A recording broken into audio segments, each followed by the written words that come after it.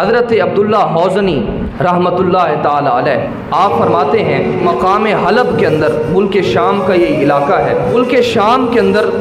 میری ملاقات مؤذن رسول حضرت بلال حبشی رضی اللہ تعالیٰ عنہ سے ہوئی۔ تو میں نے ان سے سوال کیا، ذرا مجھے آقا کریم علیہ السلام کی سخاوت کے بارے کے اندر بتلاؤ، حضور لوگوں کو عطا کیسے فرماتے تھے، حضور کا خرچ کیسے چلتا تھا، اور حضور منگتوں کی جھولیوں کو کیسے بھرا کرتے تھے۔ حضرت بلال حبشی رضی اللہ تعالیٰ عنہ فرماتے ہیں، عبداللہ بعثت سے لے کر وفات تک سارے کا سارا خرچ آقا کریم علیہ السلام کا میرے ذمہ ہوا کرتا تھا، میری ڈیوٹی ہوتی تھی اور میری نوکری ہوا کرتی تھی۔ آقا کریم علیہ السلام کو جب کبھی ضرورت پڑتی تھی تو مجھے حکم فرماتے تھے، اگرچہ مجھے قرضہ بھی اٹھانا پڑ جاتا تھا، میں قرضہ اٹھا کر آقا کریم علیہ السلام کی بارگاہ کے اندر پیش کر دیا کرتا تھا۔ فرماتے ہیں کوئی شخص اگر کوئی بے لباس آقا کریم علیہ السلام کے پاس آ جاتا، حضور مجھے حکم فرماتے بلال اس کو لباس دے دو، حتیٰ کہ میں قرضہ اٹھا کر اس کو لباس دلواتا تھا۔ کوئی بھوکا آ جاتا تھا اور آ کر عرض کرتا، حضور میں بھوکا ہوں، حضور مجھے حکم فرماتے،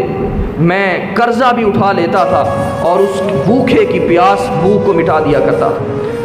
قرضہ اٹھا کر بھی آقا کریم علیہ السلام کی حکم کی تعمیل کرتا۔ فرماتے ہیں کہ ایک شخص، مشرک شخص ایک مرتبہ میرے پاس آیا اور اس نے آ کر کہا، بلال تمہیں پیسوں کی ضرورت پڑتی ہے، جب تمہیں پیسوں کی ضرورت پڑے تو تم میرے پاس چلے آیا کرو، مجھ سے آ کر قرض لے لیا کرو اور اس کی میعاد مقرر کر لیا کرو، لہٰذا کسی اور کے پاس کیوں جاتے ہو، میرے پاس جو وافر مال موجود ہے۔ حضرت بلال حبشی رضی اللہ تعالیٰ عنہ آپ نے کہا، ٹھیک ہے، جب مجھے ضرورت پڑے گی تو میں تمہارے پاس آ جایا کروں۔ اب آقا کریم علیہ السلام کے پاس جب کوئی سائل آتا، حضور حضرت بلال کو حکم فرماتے اور حضرت بلال اس مشرک کے پاس چلے جاتے، قرضہ اٹھاتے اور اس سائل کی حاجت کو پورا کر دیتے۔ اب جب کچھ دن گزرے، حضرت بلال حبشی رضی اللہ تعالیٰ عنہ فرماتے ہیں کہ میں وضو کر کے اذان دینے کے لیے کھڑا ہونے لگا کہ وہ شخص جس سے میں قرضہ اٹھایا کرتا تھا، وہ مشرک شخص چند تاجروں سے مل کر میرے پاس آ رہا ہے اور میرے پاس پہنچ کر مجھے برا بلا کہنا شروع کر دیتا ہے، مجھے ملامت کرنا شروع کر دیتا ہے اور مجھے پریشان کرنا شروع کر دیتا ہے اور کہتا ہے، بلال کیا تجھے پتہ ہے کہ تیری میعاد کے اندر کتنے دن باقی رہ گئے ہیں، تو نے قرضہ دینا ہے اور قرضے کے اندر کتنے دن باقی رہ گئے ہیں۔ حضرت بلال حبشی فرماتے ہیں کہ 4 دن باقی رہ گئے۔ اس شخص نے کہا، اگر 4 دن کے بعد تو نے مجھے قرضہ ادا نہ کیا تو میں تجھے مزید ذلیل و رسوا کروں گا اور تجھے اپنا غلام بنا لوں گا اور تجھ سے بکریاں چرواؤں گا، جس طرح پہلے تو بکریاں چرایا کرتا تھا اور تو غلام تھا، اسی طرح اگر تو قرضہ ادا نہیں کرے گا تو میں دوبارہ تجھے غلام بنا کر بکریاں چروایا کروں۔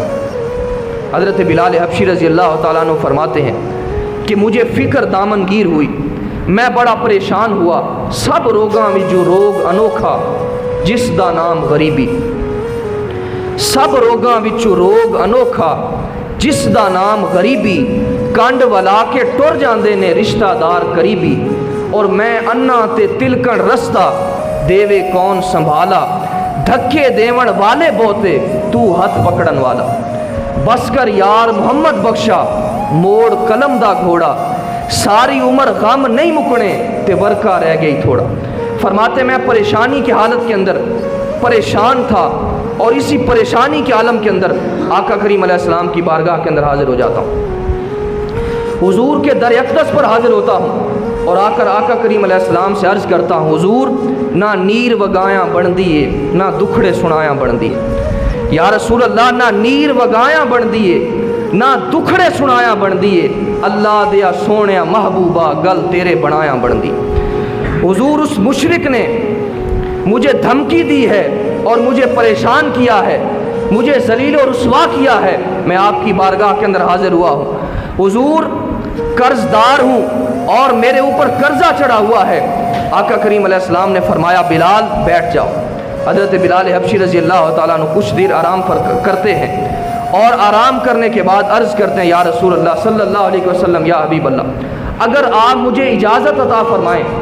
تو میں ان لوگوں کے پاس چلا جاؤں جو اسلام کو قبول کر چکے ہیں، جو مسلمان ہو چکے ہیں، کچھ دن کے لیے وہاں پر چلا جاؤں، اور جب اللہ اپنے حبیب صلی اللہ علیہ وآلہ وسلم کو مال عطا فرمائے گا تو میں پھر واپس پلٹ آؤں گا، اور اس وقت ہم لوگوں کا قرضہ ادا کر دیں گے۔ اب میرے پاس بھی کچھ نہیں ہے اور یا رسول اللہ آپ کے پاس بھی مال موجود نہیں ہے۔ یہ جملہ کہہ کر حضرت بلال حبشی رضی اللہ تعالیٰ عنہ واپس پلٹ آتے ہیں، گھر پہنچتے ہیں اور اپنی ضرورت کا ساز و سامان اپنے سرہانے رکھ لیتے ہیں، اور خیال یہ ہوتا ہے کہ جب صبح پھوٹے گی تو میں سیدھا ہی یہاں سے کہیں اور چلا جاؤں۔ جب آقا کریم علیہ السلام کے پاس مال آ جائے گا، دولت آ جائے گی، اس وقت میں واپس پلٹ آؤں گا۔ حضرت بلال حبشی رضی اللہ تعالیٰ عنہ جب صبح ہوتی ہے بیدار ہوتے ہیں، بیدار ہو کر تھوڑا سا سفر طے کرتے ہیں، پیچھے ایک شخص آواز دیتا ہے، بلال رک جاؤ، تمہیں اللہ کا حبیب بلا رہا ہے، تجھے حضور بلا رہے ہیں، ایک واری محبوب بلاوے، اسی سر نو پیر بنائیے، سر منگے تے سر بھی دئیے، اسی کدی بھی دیر نہ لائیے، کدی نہ یار دا شکوا کریے، بھامیں سیک دیاں مر جائیے، آزم یا یاری نہ لائیے، جے لائیے توڑ نبھائیے۔ حضرت بلال حبشی رضی اللہ تعالیٰ عنہ حضور کی بارگاہ کے اندر حاضر ہو جاتے ہیں، اور آقا کریم علیہ السلام کی بارگاہ کے اندر حاضر ہوتے ہیں۔ 4 اونٹ مع ساز و سامان سے لدے ہوئے حضور کی بارگاہ کے اندر موجود ہیں۔ آقا کریم علیہ السلام فرماتے ہیں، بلال کیا تم نے سواریوں کو دیکھا ہے؟ حضرت بلال عرض کرتے ہیں، جی ہاں یا رسول اللہ، 4 اونٹ موجود ہیں اور ساز و سامان سے لدے ہوئے۔ آقا کریم علیہ السلام نے فرمایا، یہ فدق کے حاکم نے میرے پاس تحفہ بھیجا ہے، اور یہ سارے کے سارے 4 اونٹ سواریوں کو اور ساز و سامان کو اپنے قبضہ کے اندر کر لو، اس کے ساتھ جتنا قرض ہے سارے کا سارا قرض اتار دو۔ حضرت بلال حبشی رضی اللہ تعالیٰ عنہ آپ ان 4 سواریوں کو اپنی تحویل کے اندر لیتے ہیں، اور جتنا قرض آقا کریم علیہ السلام پر ہوتا ہے سارے کا سارا اس سامان سے اتار دیتے ہیں۔ جب قرضہ اتار دیتے ہیں تو آقا کریم علیہ السلام کی بارگاہ کے اندر حاضر ہوتے ہیں۔ حضور فرماتے ہیں، بلال جو میں نے تمہیں مال دیا تھا اس میں سے کچھ باقی بچا ہے؟ حضرت بلال حبشی رضی اللہ تعالیٰ عنہ عرض کرتے ہیں، یا رسول اللہ، جتنا مال تھا سارے کا سارا اس میں سے میں نے قرضہ بھی ادا کر دیا ہے، اب اللہ کے رسول پر کوئی قرضہ باقی نہیں رہ گئے، لہٰذا قرضہ اتارنے کے بعد اب بھی مال موجود ہے۔ آقا کریم علیہ السلام نے فرمایا، بلال مجھے اس مال سے بھی بری کرو، اس مال سے بھی بری کرو۔ آقا کریم علیہ السلام نے فرمایا، جب تک تم وہ مال بھی خرچ نہیں کرو گے، تقسیم نہیں کر دو گے، خیرات نہیں کر دو گے، تب تک میں قسم اٹھاتا ہوں میں اپنے گھر نہیں جاؤں گا۔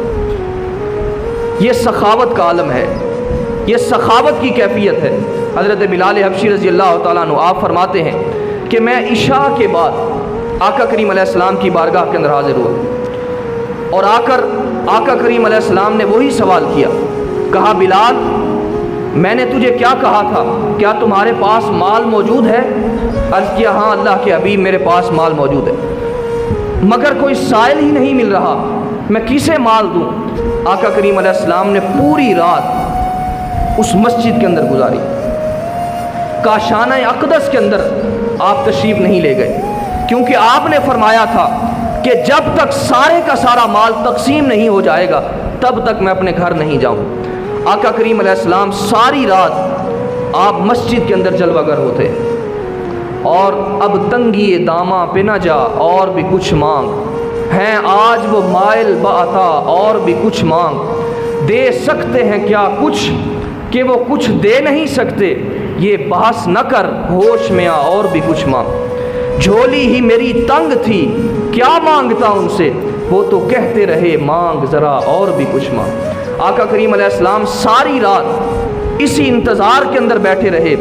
کہ مال سارے کا سارا تقسیم ہو جائے اور پھر میں گھر کے اندر تشریف لے جاؤں۔ دوسرا دن ہوا، حضرت بلال حبشی رضی اللہ تعالیٰ عنہ دوسرے دن عشاء کی نماز کے بعد حاضر ہوئے. آقا کریم علیہ السلام نے پھر وہی سوال فرمایا, بلال تجھے مال دیا تھا, کیا سارے کا سارا مال تقسیم ہو چکا ہے؟ حضرت بلال حبشی رضی اللہ تعالیٰ عنہ عرض کرتے ہیں, یا رسول اللہ جی ہاں سارے کا سارا مال تقسیم ہو چکا ہے. آقا کریم علیہ السلام اللہ کا شکر ادا کرتے ہیں کہ اللہ کا شکر ہے کہ سارے کا سارا مال اس کے راستہ کے اندر خیرات ہو چکا ہے, سارے کا سارا مال خرچ ہو چکا ہے. حاضرین محترم ذرا اندازہ کیجیے آقا کریم علیہ السلام کی سخاوت کا